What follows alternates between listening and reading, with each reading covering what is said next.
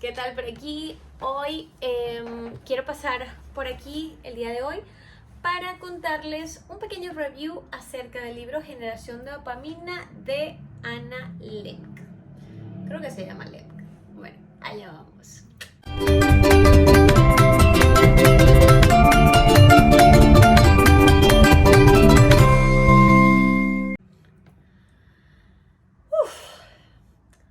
Hola chicos, ¿qué tal por allí? Bueno, paso por acá porque, quiero hacerles un pequeño review de este libro que me he estado leyendo que se llama Generación Dopamina. Es de Anna Lemk, creo que se llama así. Esta señora es una psiquiatra estadounidense, especialista en adicciones. Por lo que he estado revisando de ella, es jefa de la clínica de diagnóstico en Stanford. Y bueno, es especialista en adicciones.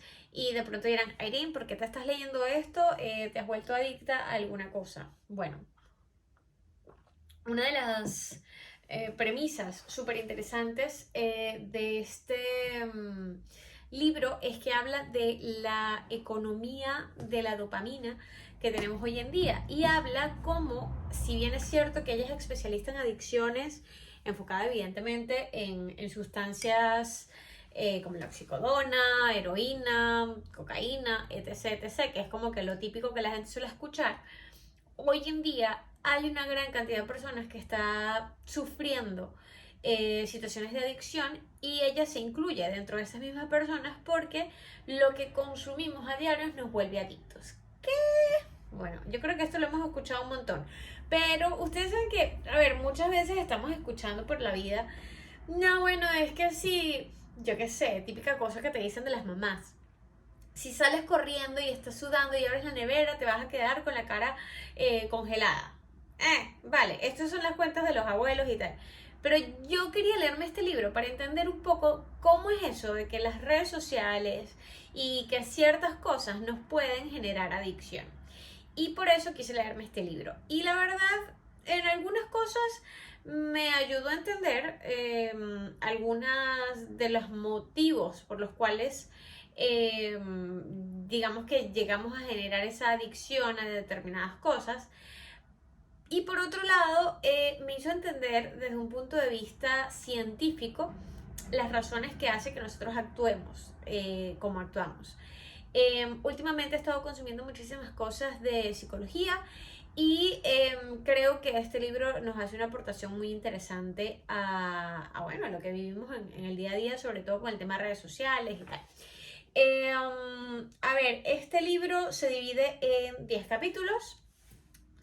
Esto no son 10 pasos, ni mucho menos, son 10 capítulos en donde ella va explicando diferentes cosas, así que voy a ir haciendo como una suerte de resumen por capítulo para que también este video sea un poquito más animado y no sea como que súper monótono. Si se fastidian y se aburren, pues ya saben que pueden darle a dismiss o quitar el video. O sea, al final esto es algo que estoy haciendo como para llevar un record de ese tipo de libros que me resultan interesantes compartir. Y vamos allá. Vale, comenzamos. El capítulo 1, esta autora nos habla de las lecciones del equilibrio y este libro va muy enfocado a esto y creo que al final del día tenemos que partir de la base que el cuerpo humano, o al menos para mí, es una computadora súper inteligente que funciona en función de las cosas y de los incentivos que nosotros les vamos dando, ¿vale? Entonces, para empezar, ella comienza con la búsqueda incesante del placer. Y evidentemente, con esto hace mención a diferentes filósofos en donde explica principalmente que el hombre, por su naturaleza, constantemente está buscando satisfacer los deseos que tiene. En algunos casos podemos hablar de hambre, podemos hablar de sexo, podemos hablar de diferentes cosas. Pero lo cierto es que aquí estamos enfatizando en la búsqueda incesante de placer del hombre y que hace que esa búsqueda incesante se traduzca en dolor y hace que directamente nuestro cuerpo genere una balanza de placer-dolor.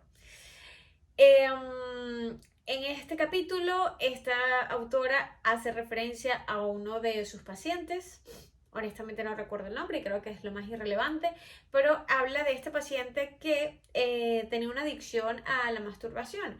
Entonces hizo una máquina para masturbarse, se lo ocultaba a su esposa y evidentemente esto le trajo muchísimas consecuencias entre divorcios, problemas de trabajo, etc, etc. Pero es súper interesante porque, claro, él buscaba satisfacer una necesidad, pero a la larga las consecuencias que esa satisfacción de su necesidad traía eran muchísimos mayores. Entonces empezamos con una pequeña definición, ¿no?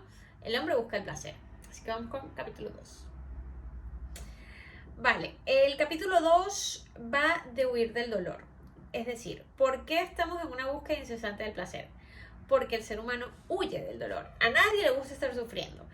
Entonces, lo que hace la gente, o lo que hace el ser humano para huir del dolor, es tratar de buscar dopamina a través de factores externos. Estos factores externos, muchos conocidos, pueden ser el cigarrillo, pueden ser las redes sociales, pueden ser libros. Incluso la autora explica cómo ella misma se considera no víctima, sino que recurrió a la adicción de libros superfluos, de típica novela romántica sin sentido tipo Twilight.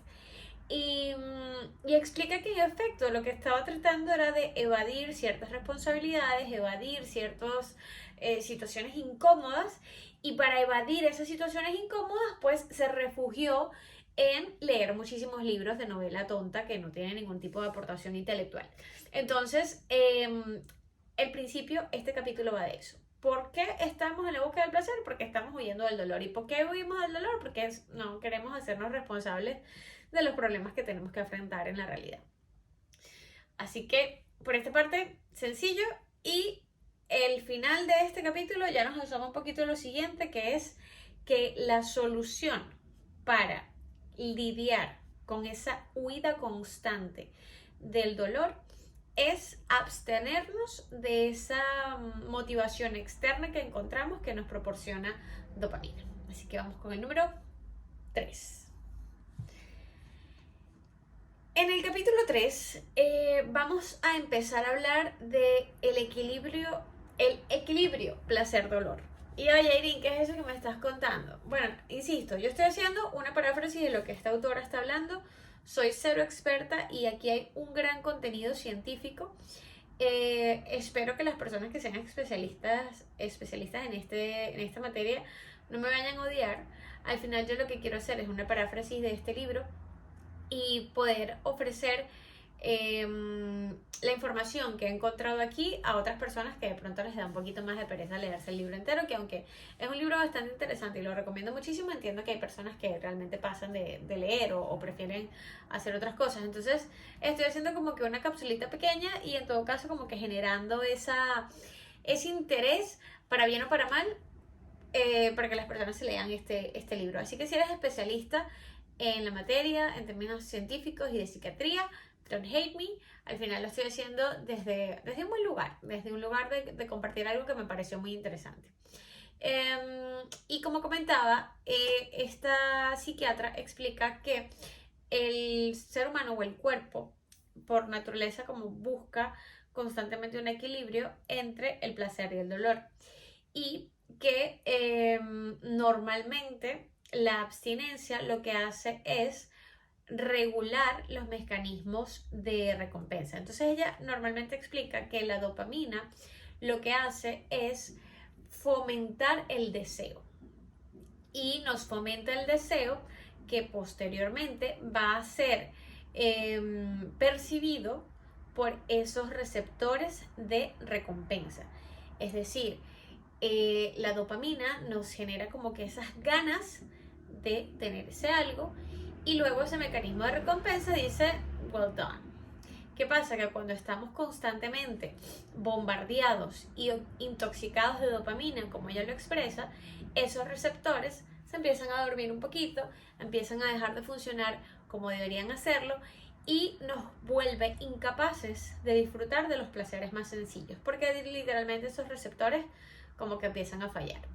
Entonces, explica cómo la dopamina, si bien es cierto que tiene como que una funcionalidad muy interesante desde un punto de vista natural, cuando la obtenemos desde mecanismos externos, hacemos un proceso de desregularización del equilibrio placer-dolor.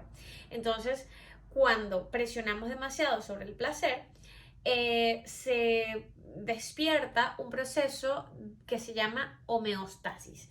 Y la homeostasis es la tendencia de cualquier ser vivo a mantener el equilibrio. Entonces ella explica que la homeostasis serían como una suerte de gremlins que cuando presionas demasiado sobre el placer, vienen un montón de gremlins para presionar del lado del dolor. Entonces, ¿qué ocurre?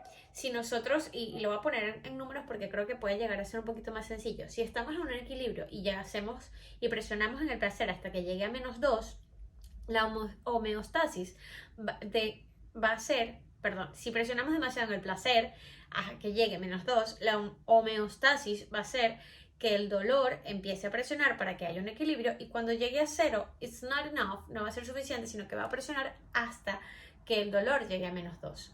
Entonces eso va a hacer que de una forma u otra el cuerpo busque esa regularización. Y es este proceso que explica la teoría del proceso oponente, en donde el cuerpo va a buscar equilibrarse llegando o tratando de llegar a los mismos niveles a los que llegó a través de esa estimulación externa. El problema aquí, y ella explica diferentes tipos de drogas, por lo menos la oxicodona, diferentes tipos de opioides, que hacen que esos niveles de placer sean tan elevados que de forma natural es prácticamente imposible que se puedan desarrollar, que el dolor es totalmente intenso. Entonces es muy complicado que el organismo, bueno, en realidad la homeostasis hace que eso ocurra, y eso hace que la gente entre como que a unos niveles muy fuertes cuando empiezan a tener los síntomas universales de adicción, que normalmente es ansiedad, irritabilidad, insomnio y disforia.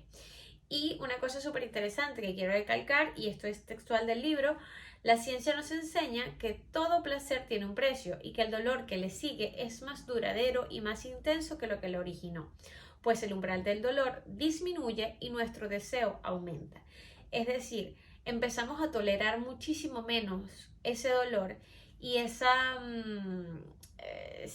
resistencia, ese umbral del dolor va bajando, es decir, nos volvemos muchísimo más vulnerables. Y eso hace que tengamos muchísima más necesidad y más ansiedad de volver a tener esa satisfacción o esa recompensa que buscábamos en un primer instante. Así que bueno, espero haberlo explicado bien, así que vamos al capítulo 4.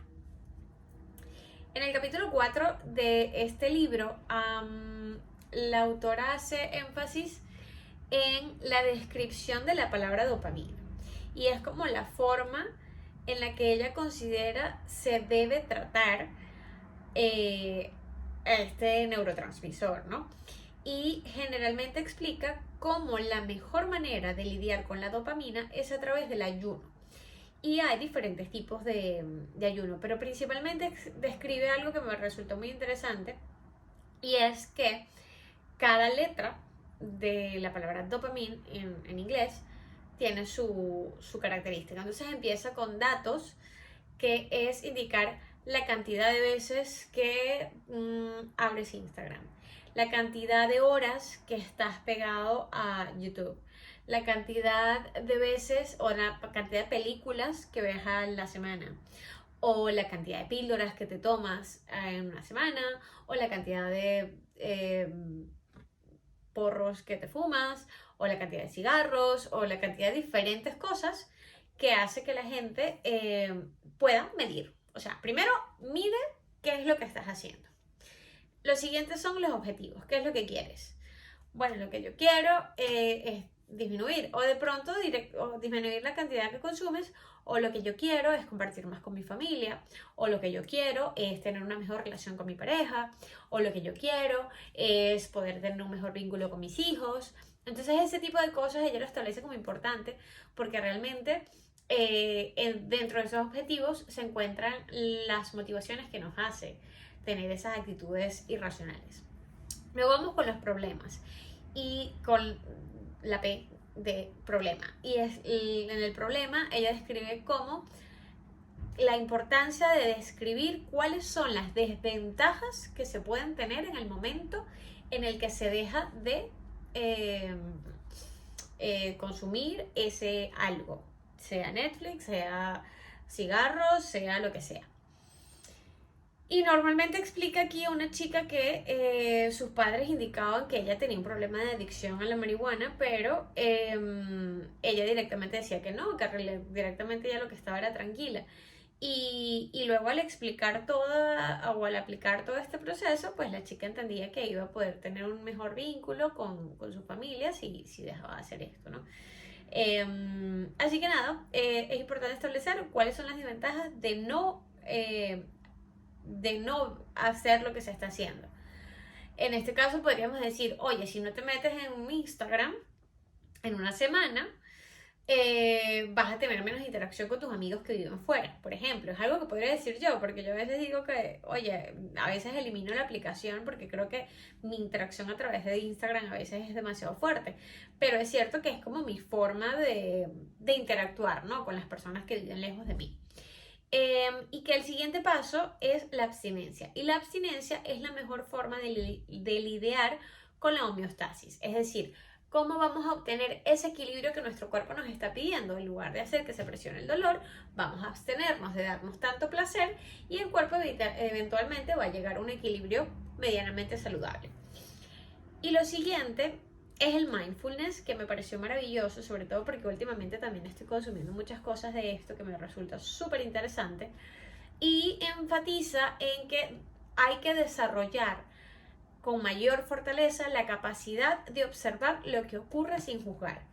Y explica cómo esta misma chica de la que están hablando, que se estaba absteniendo de fumar con tanta frecuencia,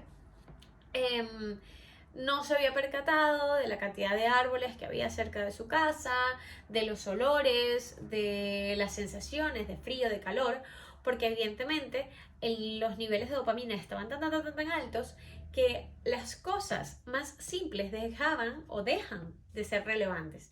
Y esto es algo que me parece muy interesante porque de un tiempo acá, sobre todo desde que yo empecé a leer y a escuchar cosas vinculadas al mindfulness, a mí siempre me ha gustado el mar, pero a partir del momento en el que empecé a leer estas cosas, es cierto que para mí estar en el mar era una cosa extraordinaria, el olor, la brisa, la sal del ambiente, son cosas que si estás en el móvil pues se te olvida y no te vuelves consciente del lugar en donde estás y dejas de valorar lo que realmente tienes por estar pensando en el video que te va a tocar, en la siguiente cosa, o sea, dejas de percibir lo realmente importante, dejas de captar las cosas más sencillas, y eso es algo que me pareció muy interesante.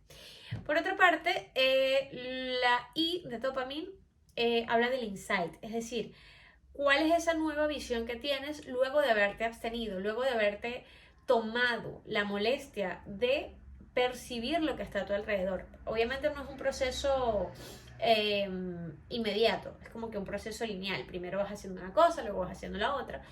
Y aquí explica cómo es importante darte cuenta de, oye, ahora me doy cuenta que vivo muy cerca de un parque y nunca me percato que hay ardillas y ahora le voy a dar comida a las ardillas. No sé, me estoy inventando algo, pero es como la oportunidad de ver con otros ojos la misma situación.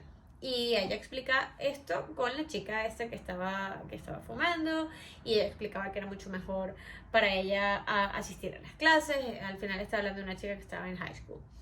Y luego están los next steps, es decir, a partir de todo lo que experimenté, yo me voy a dedicar a tener una determinada rutina para mantener el estilo de vida que quiero, para obtener los objetivos que ya dije que quería obtener. Y es algo que me resulta muy interesante porque en este capítulo creo que explica cuál es ese proceso por el cual o cómo se llega a superar esa intoxicación de dopamina. Vamos con el número 5. En el capítulo número 5 directamente explica diferentes tipos de autorrestricción. Principalmente explica 3. autorrestricción física, autorrestricción cronológica y autorrestricción por categoría. Bueno, que ahora estamos aprendiendo a utilizar la R, ¿no? Vale, física, pues bueno, yo creo que es algo muy sencillo. Por ejemplo, una persona que quiere apartarse del alcohol y directamente pues saca todas las botellas de alcohol que existan en su casa. Sin embargo, también explica que hay personas que tienen una adicción a la comida y que por eso tienen diferentes problemas de obesidad. Entonces, lo que mucha gente hace es decir, oye, como tengo un problema de obesidad, pues me hago un bypass gástrico y me reducen el tamaño del estómago y se acabó. Pero la verdad es que si no se hace si no se hace terapia directamente psicológica o psiquiatra acompañando a ese bypass, las actitudes de esas personas van a seguir siendo las mismas y pueden acarrear consecuencias muchísimo peores que las previas. Por ejemplo, con el paciente que ella estaba explicando también, que tenía esta máquina de masturbación, directamente su forma de la autorrestricción física era tirar la máquina y desaparecer, tirar la basura y ya está. La siguiente es autorrestricción cronológica y aquí hace énfasis un poco en Alcohólicos Anónimos, que normalmente suelen hablar de tengo no sé qué cuántos días sobrio, es decir, contar los días o el tiempo que se está lejos de esa adicción. Entonces, por ejemplo, está ese caso de Alcohólicos Anónimos, pero también puede ser en el caso de los móviles, de las aplicaciones, el mismo teléfono te dice, tienes no sé qué cuánto tiempo sin abrir la aplicación o consumiste 8 horas de tu día consumiendo esta aplicación, entonces es una forma de medir a qué número quieres llegar. Oye, normalmente consumo 6, ahora voy a consumir 1 y ya está. Entonces es una forma de hacer una autorrestricción y decir solamente voy a consumir esto por día y se acabó. Y luego tenemos una autorrestricción por categoría. Lo siento por el ruido. Con respecto a la autorrestricción por categoría puede llegar un poquito más compleja, pero tiene que ver porque hay ciertas cosas a las cuales no se puede decir 0 al 100%. Y generalmente explica que hay adicciones que pueden llegar a ser sumamente complejas, que perfectamente si se suprimen al 100%, pues puede ser mucho más dañino a nivel de salud, ¿no? Entonces tienen que hacerse de forma paulatina, pero que una forma de aislarse de esa fuente de dopamina que nos intoxica, muchas veces puede ser alejarte de lo que nos va a llevar a. Entonces, un ejemplo de esto es no solamente, él explicaba con el mismo señor que tenía la adicción a la masturbación, que este hombre no solamente decía, mira, no me voy a masturbar, no voy a ver películas, no voy a ver contenido negativo, sino que cuando estaba solo y veía una televisión, para él eso era un desencadenante para. Entonces, alejarse de esas cosas que saben que eventualmente va a desencadenar era mejor. Pongámoslo en un contexto de fiesta. Si te estás yendo de fiestas, tienes una adicción al alcohol y te vas a ir de fiesta y sabes que tus amigos van a beber, es como amigo, sabes que eso eventualmente se va a desencadenar entonces trata de cambiar tu círculo de amistades para que tus actividades no tengan que ver 100% con el alcohol. Es un ejemplo de un poco de lo que va esto. Y por otra parte, la autora también habla de una cosa súper interesante que es la economía de la dopamina y explica que muchas veces hay como esta figura de decir, oye, a partir de ahora entonces voy a comer comida saludable. Y una de las técnicas era decir, bueno, ahora vas a comer sin gluten. Pero hoy en día la economía está tan enfocada en generar satisfacción en la gente que hay cualquier cantidad de productos sin gluten y hace que las personas que tienen un nivel de adicción importante, que les dices como, oye, ahora vas a consumir solamente cosas sin gluten, pues tienen una gran cantidad de productos que a la larga pueden hacer que estén consumiendo cualquier cantidad de galletas porque dice que no tiene gluten, porque dice que es cero azúcar, etc, etc, etc. Entonces dice que realmente estamos en una economía de consumo bastante elevado que hace que a la larga terminemos consumiendo cosas innecesarias. Vamos al número 6. Número 6. En este capítulo la autora habla del equilibrio roto y ella hace un statement muy interesante en donde dice que desde muy pequeñas las personas como que tienen esa necesidad de que se les prescriba alguna suerte de medicina y hay personas que empiezan a tener problemas de adicción desde muy pequeñas porque dicen, es que tienes TDAH creo que se llama, bueno, que es déficit de atención, y les empiezan a prescribir medicación que hacen que a la larga se transforme en una adicción. Y dice que el ser humano tiene la capacidad de autorregularse. Lo que pasa es que evidentemente tiene que pasar por procesos sumamente complejos que quiere evitar y hacen que sustituya una situación con otra. Entonces, aquí habla de una suerte de medicamentos que sustituyen esa homeostasis que genera el cuerpo de forma natural. Y explica aquí el caso de uno de sus pacientes que por muchísimo tiempo tuvo una adicción bastante severa a diferentes tipos de medicinas. Ella explica, bueno, medicina, drogas de todos los tamaños y colores, y cómo esta adicción le pudo o le trajo una gran cantidad de problemas profesionales, económicos, de educación, etc, etc, etc, hasta que le recetaron una medicina. Ahora mismo no recuerdo el nombre, no soy especialista en esto nuevamente, pero esta medicina es una medicina que normalmente le dan a las personas que tienen grandes adicciones, y esta adicción y esto se desencadenaba en otro tipo de adicción, porque al final esta persona se volvía dependiente de esta medicina que generaba esa homeostasis que genera el cuerpo de forma natural. Y a la larga esta persona bueno, tuvo su pareja, encontraba unos buenos niveles de interacción, pero se daba cuenta, su propia pareja, que dejaba de tener placer por cosas absurdamente sencillas. Es decir, llegaba a un estado de zombie, no percibía empatía, era una persona como que estaba en automático del todo. Entonces, cuando se plantea esta situación en la consulta, la psiquiatra directamente le dice como, sí, esta es la medicina que te estás tomando y yo te sugiero que la dejes, porque al final lo que nos diferencia de los robots es que nosotros sentimos, es que nosotros tenemos empatía, es que nosotros podemos sentir cariño, y esas cosas las estás cercenando por el hecho de estar consumiendo esta medicina.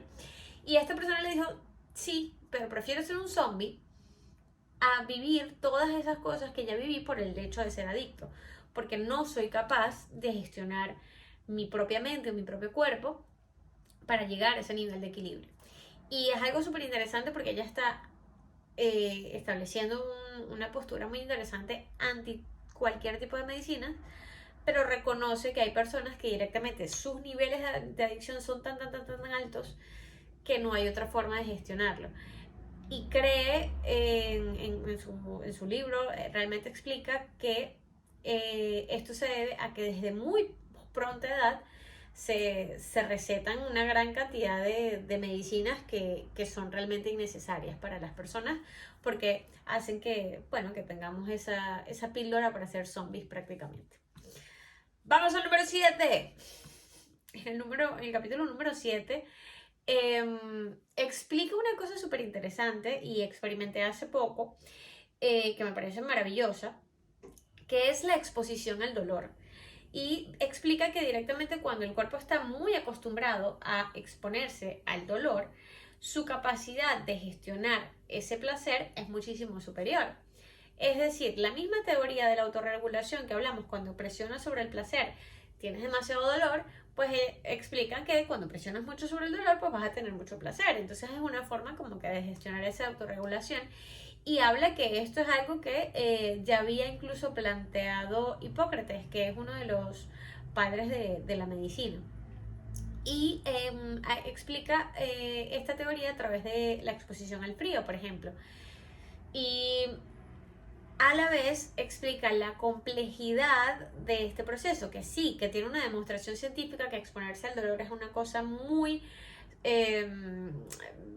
beneficiosa para el organismo, porque bueno, evidentemente te hace este proceso de tener mucho más placer y tener unos mayores mecanismos de recompensa, pero a la vez hay una alta tendencia a las personas a volverse adictas al dolor. Y un poco de esto ella lo explica con un caso en particular, que había una persona que había encontrado un nivel había logrado aislarse de esas adicciones que tenía a través de la exposición al frío, pero se dio cuenta que cuando llenaba la bañera de hielo, al cabo de X cantidad de tiempo, el cuerpo generaba calor y hacía que el hielo se derritiera y que por lo tanto en la bañera el frío perdiera su frío, pues se volviera más caliente.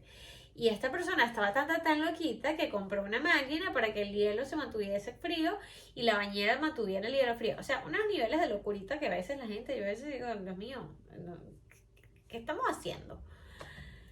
Pero bueno, hay gente que hace este tipo de cosas y este señor se dio cuenta que estaba teniendo una adicción al dolor. Y es como, de verdad. Y luego dice, claro, pero tú dices, oye, ¿de verdad estas cosas están pasando? Sí. Y un ejemplo de esto son los workaholics. Y dice que estamos en una sociedad que está tan acostumbrado a las adicciones, en donde si una persona dice que va a trabajar solamente 8 horas y que se va a ir a su casa porque quiere compartir con su familia, esta persona va a ser vista como una persona irresponsable, que no está comprometida con el trabajo, que no quiere dar del 100%.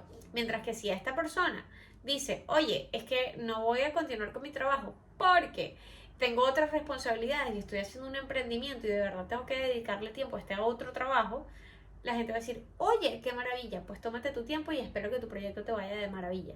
Y allí es donde se hace mucho más que evidente que la sociedad per se se está volviendo adicta a los mecanismos de dolor.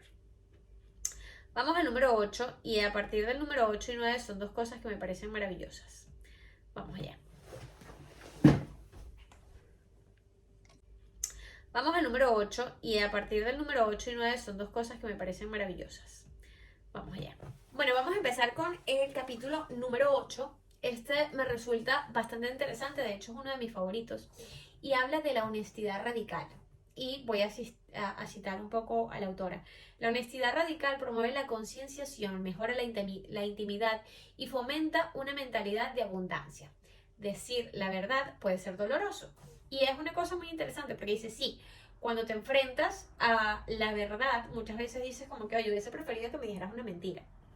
Y explica cómo muchas veces la verdad puede llegar a ser contagiosa, porque la mentira también es contagiosa.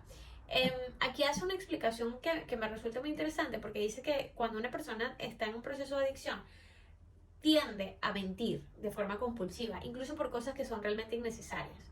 Y pone el ejemplo de una chica que tenía una adicción, ya no recuerdo a qué, y directamente como que a su hermano le dijo, oye, me va a llegar un paquete, por favor no lo abras. Ella abrió el paquete, sabiendo que eso iba a incurrir en un problema, y le dijo a su hermano, no, yo no abrí nada. Entonces eso al final genera una situación bastante tóxica en donde la gente no tiene confianza. Y explica que esta misma chica se acercó a su hermano y le dijo, mira, sí abrí el paquete, discúlpame, lo hice con toda la intención del mundo, pero no sé, me provocó abrirlo y lo abrí. Y que eso hizo que esta persona le disculpara, o sea, que el ambiente se mejorara por el simple hecho de reconocer que había mentido.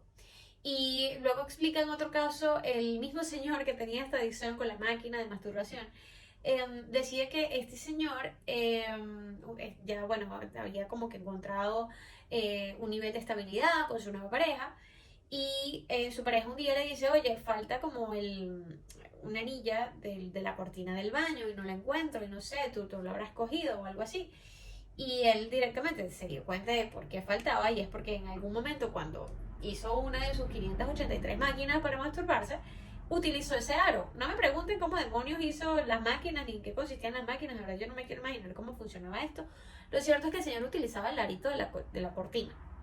y directamente le dijo a su esposa, mira, ese arito lo utilicé en tal fecha, tal día, porque ese día creé en la máquina, pero te prometo desde la verdad que no la he vuelto a hacer, no he vuelto a hacer estas cosas, pero te digo la verdad, lo utilicé para hacer la máquina y por eso es que no está ahí, no va a aparecer porque la máquina la tira a la basura.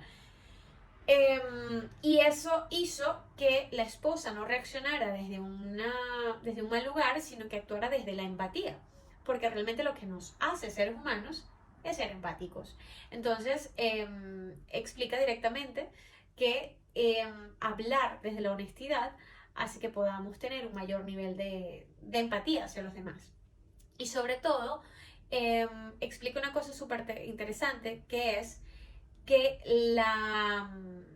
la honestidad, sobre todo cuando hablamos desde la vulnerabilidad, hace que podamos obtener un mayor nivel de atracción hacia las personas. Y esto es súper interesante porque sobre todo últimamente me ha pasado que en mi búsqueda constante de la fortaleza, que por X motivo se habría estado metiendo en mi cabeza que hay que ser fuertes, absolutamente todas las cosas que he leído tienen que ver con la importancia de abrazar nuestra propia vulnerabilidad y que la vulnerabilidad es lo que realmente nos hace fuertes. Y esto capaz tiene que ver con el sistema reticular ascendente, que también es otra cosa que estaba leyendo, que normalmente cuando empiezas a leer algo, pues esto se empieza a reproducir con mucha constancia, pero esto tiene que ver un poco con otro libro, no tiene nada que ver con esto.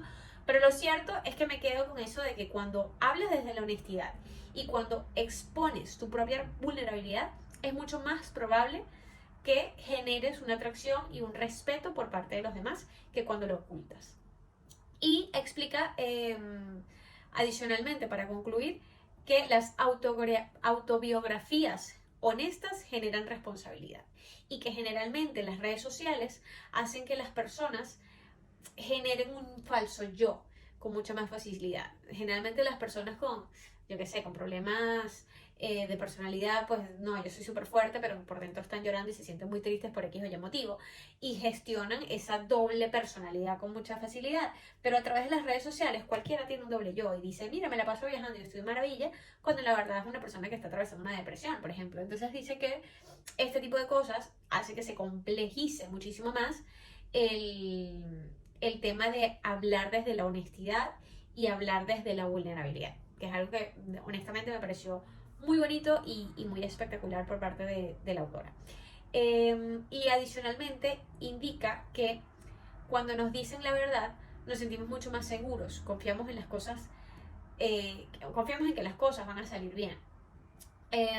Y adicionalmente explica cómo esa sobrecarga de dopamina que tenemos a diario, a través de las redes sociales, a través de las películas, a través de las noticias, a través de X cosas que estamos consumiendo, hace que nuestra capacidad de gratificación eh, sea más, se retrase en el tiempo. Entonces, hay un experimento que estaba explicando cómo ciertas personas que estaban constantemente bombardeando con dopamina, lo hicieron con unos niños, eran más propensos a no cumplir con la promesa de no comerse un chocolate, mientras que los que realmente no estaban tan bombardeados, sino que se les puso directamente cuáles eran las condiciones, cumplían con su cometido. Entonces es una cosa sumamente interesante porque en efecto creo que nos pasa a todos que no podemos ni siquiera ver una publicidad cuando estamos viendo una película o cuando estamos escuchando un podcast, porque es como, no, pero ¿por qué? Si estoy escuchando esto.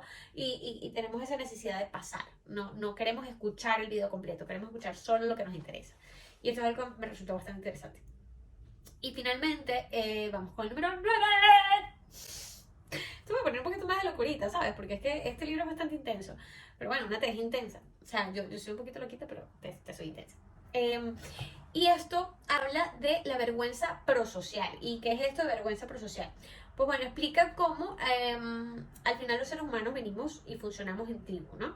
Y explica cómo directamente cuando una persona se encuentra en un contexto de adicción, empieza a aplicar un círculo, como los perritos, un círculo. Da igual. Y es consumo abusivo muy fuerte de drogas, sustancia, lo que sea. Vergüenza, Es decir, a las personas les da vergüenza decir soy adicto a. Y lo siguiente que hacen es mentira. No, no, no, solamente lo vi por 10 minutos. Y lo que le sigue es aislamiento. Y generalmente cuando una persona se aísla, ojito, porque eso es una actitud no saludable. Somos seres sociales. Y si una persona está aislada, no es por un buen motivo. Generalmente cuando una persona se aísla es porque está en una situación no necesariamente buena. Y ese aislamiento lo que hace es que esa persona empiece a sentir muchísima soledad y que vuelva nuevamente al proceso de consumo abusivo. Entonces, ¿qué es lo que plantea la autora a través de este capítulo? Bueno, que el consumo abusivo normalmente va a acarrear una vergüenza, y esto me recuerda muchísimo las escenas de Alcohólicos Anónimos, y luego hay que recurrir a esa honestidad radical que va a decir, oye, consumí 10 horas de Instagram hoy, qué vergüenza. Y ya a partir de allí, el resto de la tribu va a decir, vale, yo también lo he hecho, tú te sientes aceptado, te sientes miembro de un conjunto de personas que te van a decir, vale, yo soy como tú, o yo te acepto tal y como eres, sin necesidad de juzgarte, y se presenta el sentimiento de pertenencia que hace que las personas, pues bueno, se puedan recuperar. Y hay una cosa súper interesante que contó aquí, que se me quedó en la cabeza y no sé por qué. Cuenta una chica que tenía una adicción al alcohol y tenía muchos años, algo así como 4 años sin consumir alcohol, y fue un viaje a Europa, y en el viaje a Europa consumió una bebida que, si bien no era una cerveza, no era una bebida alcohólica, tenía un porcentaje de alcohol. Entonces, cuando vio la lata, se dio cuenta que tenía una bebida que tenía un porcentaje de alcohol y se asustó y dijo, rompí mi abstinencia. Y cuando fue a Alcohólicos Anónimos dije, oye, rompí mi abstinencia. ¿Y qué pasa? Cuando fue con su, creo que ellos tienen como un asesor, una persona como que los guía cuando están en estos procesos, le dijo, no, tienes que decir que lo rompiste, aun cuando haya sido un 1%, da igual, o un 0,1%, porque el ser flexible con respecto a esa recaída implica que sea mucho más fácil recaer en el futuro. Entonces hay que ser muy estricto y muy radical, por eso dice honestidad radical, al momento de tú decir, oye, ya no estoy sobria porque consumí una X cantidad de alcohol, y eso hace que sea nuevamente vulnerable y que se vuelva a sentir parte de la tribu porque falló en algún proceso. Y si otra persona en otro momento vuelve a incurrir en lo mismo, ella puede servir de referencia de, oye, yo me mantuve sobria porque ante la más mínima situación pude abordarlo de tal y cual manera. Y es algo que me pareció muy bonito porque explica cómo la responsabilidad está 100% unida a la compasión. Y en efecto, no somos robots. Lo que nos hace seres humanos, lo que nos hace no ser máquinas, es la capacidad de ser compasivos y de ser empáticos. Y eso es algo que me parece muy bonito. Y el último capítulo está dedicado principalmente a la conclusión de su disertación.